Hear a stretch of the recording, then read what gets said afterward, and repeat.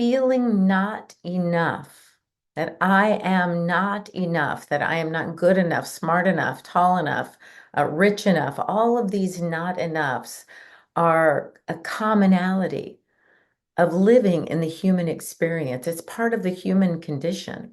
It's because we are eternal, timeless, formless, spaceless, infinite awareness squashed into these finite bodies in time, in space. So there is this feeling that there is some part of us that isn't with us. Well, it's true. Not all of us can fit here. Our consciousness is eternal, timeless, infinite. And yet our memory, our finite mind is just that, finite. And it is only when we allow ourselves to breathe, to expand into our more expanded state, an expanded state of consciousness, which many experience that in meditation or in mindful activities, in yoga, in deep breathing, kriyas, things like that. We remember the truth of our being. But it is this idea of not being enough that most of us get in childhood. I've talked about this in the last two episodes. I will have those in the notes below. I invite you to watch all of them. It's just an interesting progression of what we're talking about here, true freedom and what is in the way of it. We're really helping each other in these conversations to understand and transcend these limiting beliefs rooted in childhood conditioning and the social and cultural and family expectations of us. But as I said in each other episode, these are the expectations that we have put on ourselves. Someone else may have suggested it, someone else may have told us something about ourselves, but it is us, usually in childhood, where we don't have the capacity to really discern if it's true or not. We make it true for ourselves, and we begin making decisions from this belief that we are not enough. I always say that babies, they're not born with a sense of right or wrong, good or bad, rich, poor. They're not walking around saying, "Oh, does this onesie make my legs look fat?" They don't aren't comparing themselves to the other baby who's walking faster, crawling better, drinking out of a sippy cup and not the bottle. It's like they don't have any of those concepts yet. They are perfectly happy being who they are, right where they are, doing exactly what they're doing. And if they're not happy, meaning if there's a bodily function that they need to take care of, if they're bored, if their tummy hurts, if they have to go to the bathroom, they might cry. They might tell you that their diaper's wet or needs changing. They might tell you that they're bored by crying. So they are perfectly in the moment without judgment. They don't know that in the middle of a church or a wedding or an event that they shouldn't cry. If they got something going on, they're just going to let you know, because these self-imposed and socially and familial expectations haven't been developed yet. So it's wonderful when you watch babies just being perfectly in the moment. That's why I think as adults, we see babies and they're just doing whatever it is they're doing with no judgment. It's fun to watch because we remember, hopefully, that we were just like that at some point. Babies drool, spit up, pick their nose with no problem. They have no sense of shame, guilt, or self-judgment. But around 2 or 3, certainly children start receiving certain kinds of negative feedback. If you have siblings, you might be compared to a sibling. If you're in a group situation, if you're doing something, running into the street, you're going to get yelled at because, of course, your parents are fearful, or your sitter, whoever's watching you, is fearful that you might get hit by a car or something else, right? So we hear that what we're doing is bad, that it's wrong. We're told to stop. We're told to not do that. That's, and our interpretation, it's our interpretation of that. The child that we are internalizes this belief that what I'm doing is not making those who love me happy. So I believe that I have to change who I am in order to be loved. I have to change or suppress some parts of me to be accepted in this family group. But humans have a deep seated need for acceptance. We're biologically wired to belong to our group, our tribe for survival. If you think about, our ancestors living in caves, if you were excommunicated, your chances of survival were slim to none. So rejection in our mammalian brain, in our reptilian brain, rejection equals death. Rejection is to be left for dead. And even the minor social rejections feel like a threat to our survival because as a child, we can't discern the difference.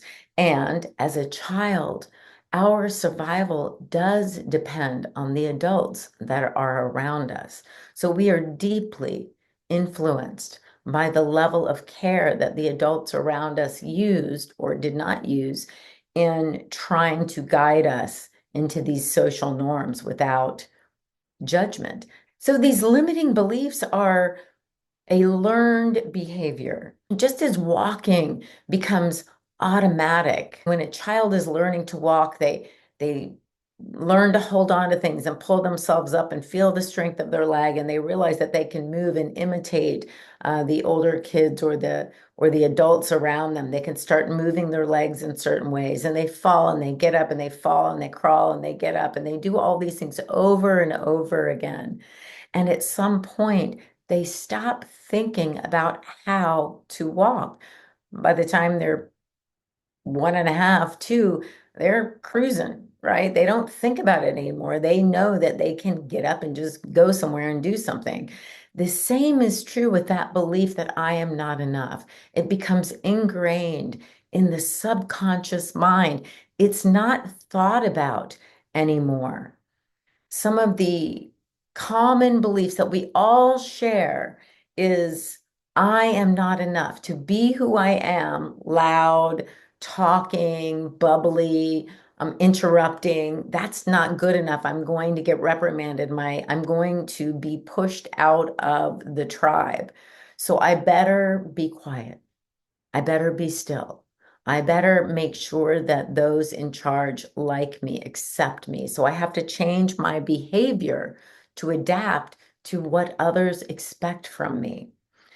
We believe that we get these early beliefs that I am not worthy of love. We're comparing ourselves to our siblings, or maybe our parents or coaches or teachers are comparing us. I am not valuable. If you grew up in a sexist household, it was clear that boys, men, were valued more than girls, women.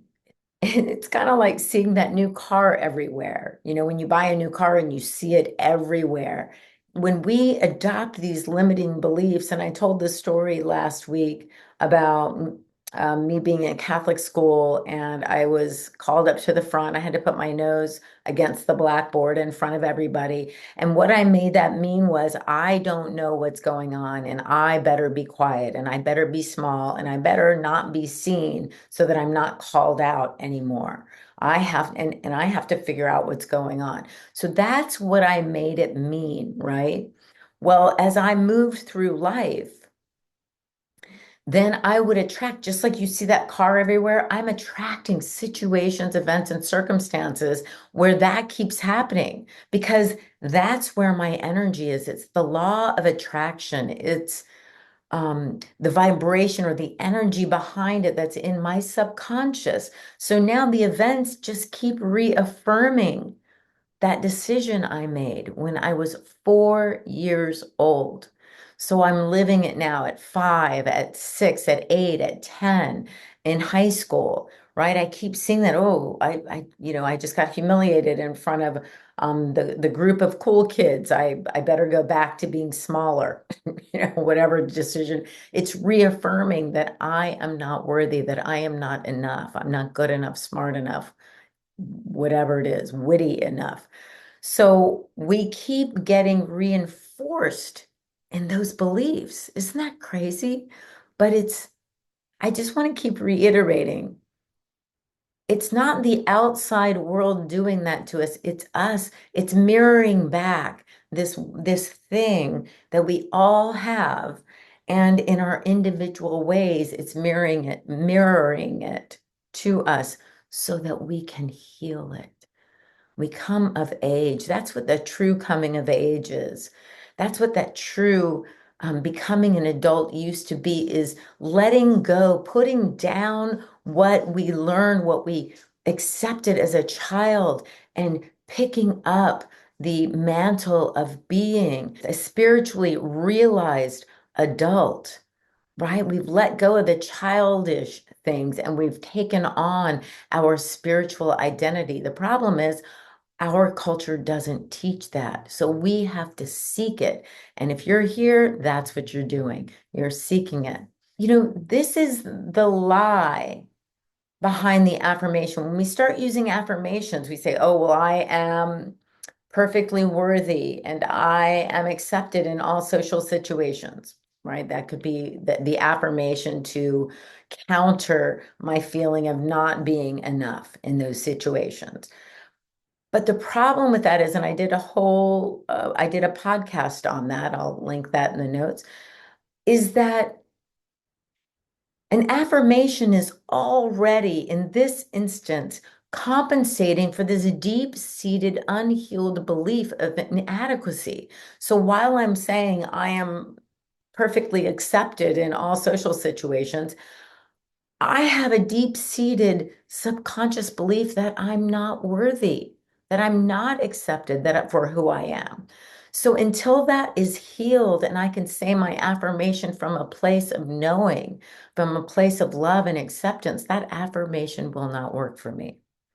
So again, while saying I am worthy, while still believing the opposite, that creates this inner conflict. It doesn't work. But true alignment, when we are aligned with our highest self, we naturally embody our worth without needing affirmations. You know, I'm pretty darn healthy. I'm not on any kind of prescription medication or any of that kind of thing. So I'm healthy. I'm pretty strong. I'm doing great. So I don't walk around saying I am healthy and not on any prescription drugs. Why would I say that? That's the truth of my being. I'm living it. So I am feeling naturally healthy. I don't feel the need to have this affirmation, post-it notes all over my bathroom, my computer screen, all these places, right? However, if I got a cold or if I got the flu, something happened and it made me question, this sense of health that I normally have. That's when an affirmation works, because I know that I am healthy. I know that health comes from within. I know that my mindset is stayed on this integrating spirit, mind, and body, and this body is living, learning from this situation and being guided by spirit into wholeness and health. So that's when an affirmation can work. I hope that makes sense. So in order to get there, when we have that deep-seated belief that I am not worthy, I am not enough in certain situations, we really can go back to that event. The first time that we felt like something was wrong, the first time that we were, and we can use a word that we felt unworthy, that we felt not accepted by either our family or a group. We can use this in meditation, or we can use, a mindset coach or a practitioner in the meditation after a yoga practice or in our regular daily meditations. We can use these questions to go back to that place where as a child we made some of these decisions. And we can also see the events that affirmed that decision for us through our young childhood and young adulthood. And then we can disassociate the meaning from those events. We can see ourselves as a child making these decisions that we did not need to make.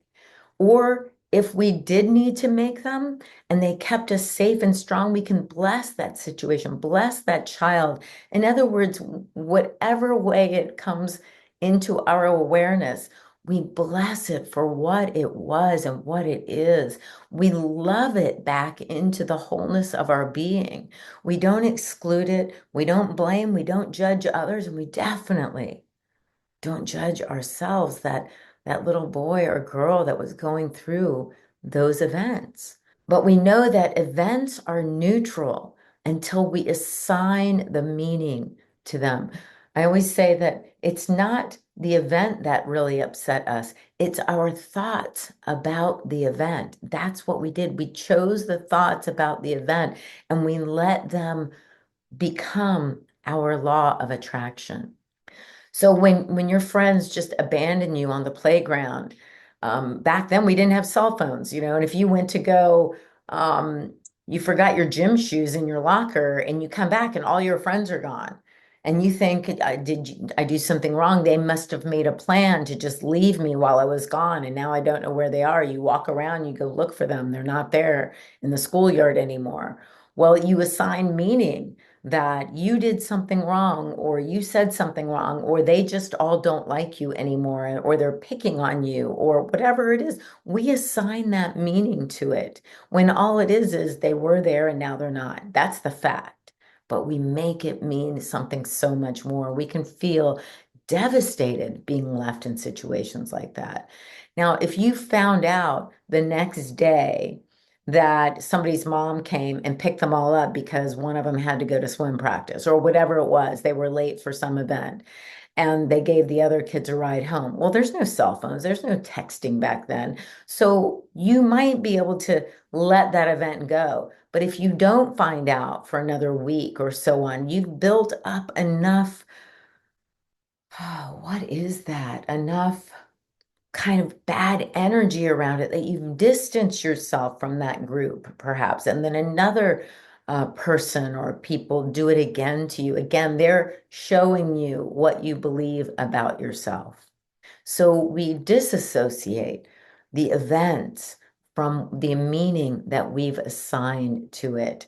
So a big part of being able to do this is recognizing that there is our infinite eternal being that is always available to us.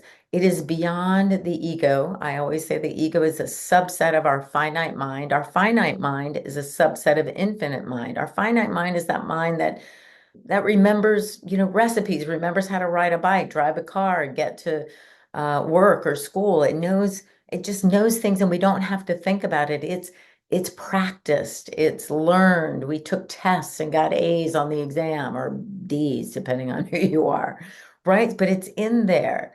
And that's our finite mind, but infinite mind is expanded. That's our intuitive mind that can expand and know things that we don't know, that we didn't learn before. They come to us as insights, revelations, new ideas, quantum leaps. And we think, wow, where did that come from? I have a solution to this problem I've had with my business, and I've never seen it before. I've never heard it before. This is amazing. And that's expanding into infinite minds where solutions are always available. But that ego is that set of beliefs and behaviors designed to protect us from rejection and humiliation. In my example, it would be if I stay small and quiet and unnoticed, I won't be called out and humiliated, which is rejection, which is being excommunicated from the group. So if I stay small and quiet and unnoticed, so the ego is like, don't do this. Don't raise your hand. Don't say it even if you know the truth. Don't get it right. Don't interrupt. Don't, make yourself small. just walk away. These are all the ego's ideas to protect us. It's protecting us. We don't want to shame it either. It's not an it, it's not an entity, it's a set of beliefs. We just want to say thank you. I get you. I get where you're coming from. I appreciate where you were created from. And now, spirit, spirit's got this. All of us, spirit, mind, and body, we're all in this. We don't need such a finite, narrow way of seeing life and the world anymore. Our true self, which I talked about in the beginning, that eternal, timeless, formless being of love, freedom, abundance, and supply, that is where we can go to be informed of who we truly are, even as we are residing in this wonderful mind and body. The ego's limited beliefs are the lies that we've accepted. They're not our true nature. So we can ask ourselves, what is the lie about this? What is true about this? Sometimes we just ask the question, is it true? I love Byron Katie. Is it true? Is that true? Is that absolutely true that you were rejected or that you were not worthy? That you have to keep yourself small in order to stay safe. If you ask me that question today, of course I would say, of course that's not true. Of course that's not true. I don't have to be small to stay safe. We can even say, we can go even further and say, is there any situation that I need to stay small and stay safe as an adult? Very few. I mean, sometimes we are faced with adversity. Absolutely. And that's when our awareness kicks in. And that's when even then we're better off not listening to the ego. Spirit will inform us of exactly what to do in those situations as well. So find the lie that you've been living in, the lie that you've told yourself without blame, without judgment, but in that sense of explore anything that is limiting now in your life. It came from something that you want to heal, right? That's the opportunity. That's the grace, is that you can see it now. What someone told you that is absolutely not true, that you agreed to when your mind wasn't even fully formed. The ego kicked in and said, we're going to help you survive when there was no real threat to survival. So we release the guilt and the shame that arises from the belief that we've done something wrong in our past, that we have done something so unforgivable that we would never be accepted as who we truly are. And in fact, everything we did was doing the best that we could do. If we could have done better, we would have done better. If we could have made another decision, we would have made another decision. Somebody else would have made a completely different decision because they are somebody else. So we get to reframe knowing that there is no wrong. We've never done anything wrong. We may have done things that were not the best optimal choice for all concerned. We may have done things that had consequences, like me talking in kindergarten and getting put up with my nose against the blackboard. It had consequences. But was I wrong for being a 4-year-old who didn't know how to be quiet? You know, it's not wrong. It's just what happened. It's just who I am. I talk. Well, now I do anyway. So and I invite you get to go to those areas of your life where you can laugh about it, that you made these decisions. You're not wrong. And you can let go of any sense that anyone made you feel like you were wrong, because it was your acceptance of that is the only thing we're looking to let go. It's the only thing we're looking to let go of. is that we no longer choose to accept that we were wrong, that we're limited, that we're not enough, that we're not worthy, that we're not these incredibly special and unique emanations of God itself, of spirit. We are so unique. There will never be another one of you that exists anywhere, anytime, ever.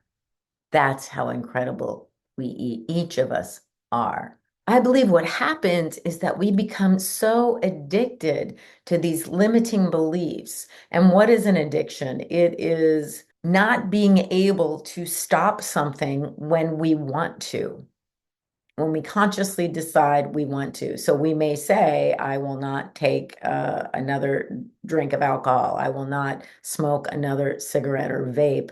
And then 3 hours later, we're jonesing for the drink or the nicotine or the social media. We say, well, I'm going to take a week off. And in 3 hours, we're scrolling through Facebook again or Insta.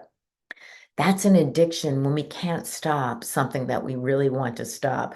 We are addicted to the limitations that we have created for ourselves. We're addicted to them because they have kept us in this bubble that our ego has told us we need to be in for so long that stepping outside of that, and then let's just say feeling humiliated again, boom, we just come right back there. Oh, see, it's safe here. You got humiliated again. But it's like, so what if someone thinks what you're doing is ridiculous? So what if someone thinks what you're doing is not smart or whatever the word is? We get to go and be who we want to be. We get to go and step out, and it feels uncomfortable. Why? Because we're addicted to being in what we've perceived as a safe bubble. But when we look at our lives and those limitations that are not true, they're lies. Because the truth about who we are is that we are incredibly brilliant, loving, creative, powerful beings. We're unique in our expression of that. And to be authentic in our expression, we have to let go of the limitations in order to find out who we truly are. So many of us use these addictions like to control. We want to control the situations. We are so addicted to not feeling small that we are overachievers. We're constantly working and we have health issues, heart issues, blood pressure issues, weight issues, all of these things. We may go the other way. If we feel unworthy, everything that has shown us that we're unworthy, we're sitting back on the dole, drinking, smoking, and every relationship we've ever had has failed, including our siblings, our parents, our neighbors, or this, because we just are not worthy. And we believe that no one could ever see us as worthy because we can't see ourselves as worthy. But you can see how both of those, that AAA personality and that one who can't put one foot in front of the other, they're both compensating for the same belief. And either one of them, both of them are unbalanced. They're unhealthy. One could be so rich that it looks like they have everything any of us could ever want, but they're not successful. They're not healthy. They're not whole. They're not integrating spirit, mind, and body because they have no sense of themselves as whole. So they're compensating, and that's what we do, or self-sabotaging. So we can look at any area of our life. And if we are not feeling fully aligned and fully expressed in that area, whether it's in relationships, finances, our body health, our mental health, we can, start this process of exploring, but start the process from a place of curiosity and adventure and explore, knowing that you can change anything that you've ever agreed to. It's just a thought. It exists as a thought in your mind. It was created as a thought in your mind. And when you see it as a thought and you see that thoughts are nothingness. And you realize I can let that go like a snake shedding its skin. I can drop it like an old tattered coat. Boom, done. I let go. And that's when affirmations can come in. When you have that sense of self, when you have dropped and explored, loved, embraced that limitation that you have accepted all this time, dropped it, and you see the truth of your being shining through, then you step out of the box, you jump out of the box, you explode out of the box. Well, now you may run into that situation where somebody laughs at you or somebody makes fun of you or some business uh, opportunity fails. And you want to jump back into the box of protection. You want to go back to that AAA personality that's giving you, high blood pressure and all these other problems. And you go, no, no, no, no, no. I know the truth of my being. This just appears as a failure to remind me to heal, to stay in wholeness, to be in my true power, not that false sense of overcoming, but standing in my true nature of accepting, allowing, and expressing my true nature. Yes, that's a good affirmation. That's where affirmations can help you when they're coming from a truth that you have experienced, that you know to be true, and you're using it as a reminder. Hey, Elizabeth, remember who you are in this. Yes, yes. But if you're using affirmations without doing the exploration, without the recognition of your wholeness, it's just not going to work. That's our vibration, our energy, the law of attraction, whatever you want to call it, is not matching up. True transformation doesn't come from reprogramming that ego that said, you're not enough, you're not enough. And then we reprogram the ego to say, well, sometimes you're enough, or you're almost enough, or you're getting better at being enough. That's just reprogramming a lie, right? It's reprogramming something that was never true. So true transformation comes from dissolving the belief that we're not enough. And dissolving the belief that we're not enough comes from just seeing it. We don't dissolve, we don't zap it with some magic wand. When you see that it's a wisp of a cloud and the light shines on it, the light of truth that you are, it's gone, it disappears. It was a shadow, and now the light's there. You sense and feel the truth, the power, the presence that you are. There is infinite possibility in the truth of your being. And as I said, the ego will fight to maintain its identity in this bubble of lack and limitation because it's protecting its belief. This subset of beliefs is that this is what must happen for survival. But as we talked about in the last two podcasts, true freedom is in surrendering and allowing that to just relax its hold, exploring the truth, experiencing the light that you are, expanding into it, and letting go of the false narratives. Identifying them as false, they dissolve. So that's the idea of this radical self-acceptance. There is nothing that we need to judge ourselves for. There's no decision we ever made that we need to judge ourselves or others for. There's just this radical acceptance of moving back into the truth of our being and allowing the fullness of our heart and our light to shine upon all of who we have been, of all that has ever happened to us. And in that is freedom. Freedom. accepting that we are these eternal, timeless, formless, spaceless beings, infinite mind, infinite love, that we are already whole, perfect, and complete. That removes the need to heal or to fix, right? It just dissolves. It's gone. Because the core truth is that there's nothing to heal because we are already complete. That's how we were created. There's nothing to be fixed. So part of this process that I hope I've talked about in a linear type of way, sort of. I don't know. Let me know in the notes if you got that. But there's an awareness. There's observing. We've talked about becoming the observer, becoming the witness.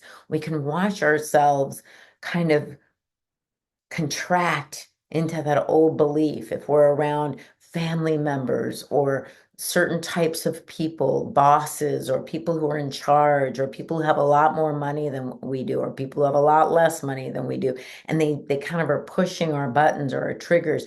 We get to watch that. And that's the beginning of exploring.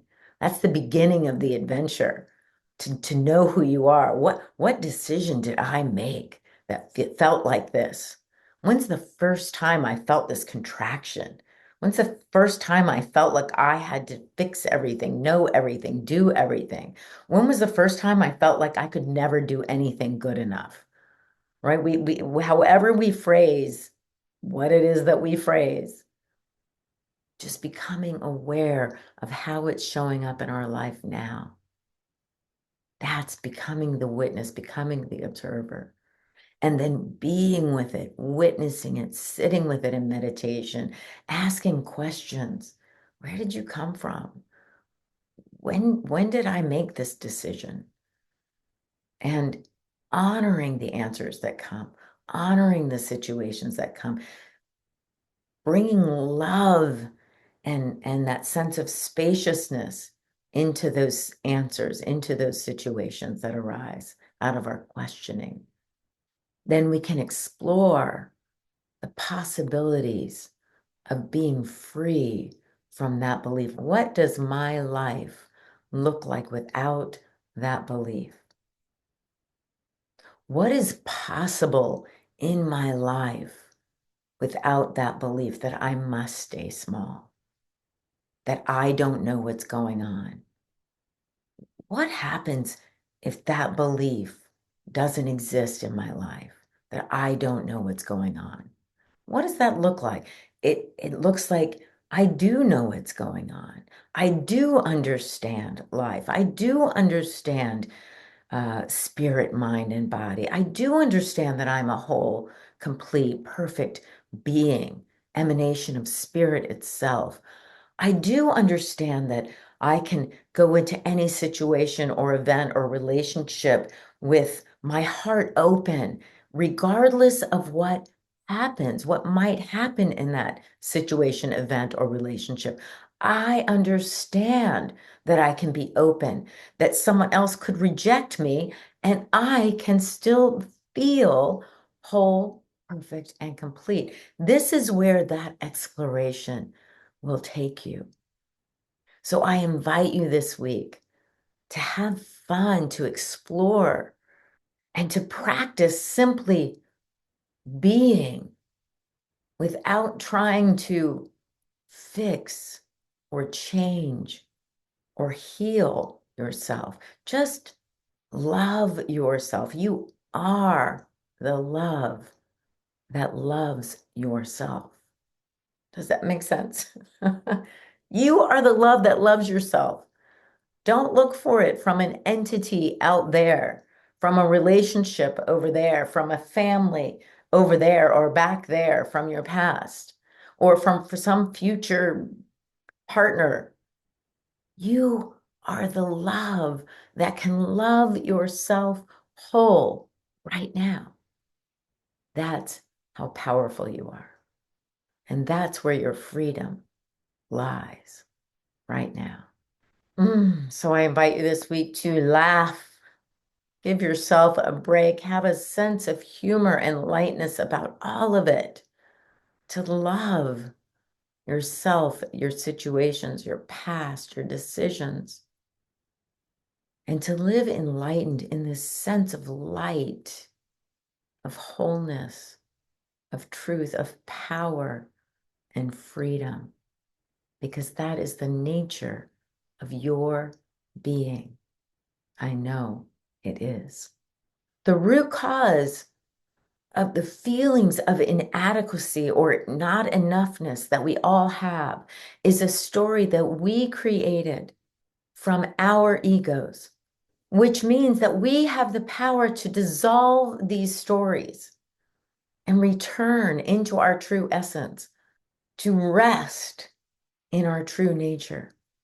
So embrace the possibility that right where you are enough, just as you are, exactly as you are, bold as you are, loud as you are, quiet as you are, whatever it is that is your authentic expression is enough.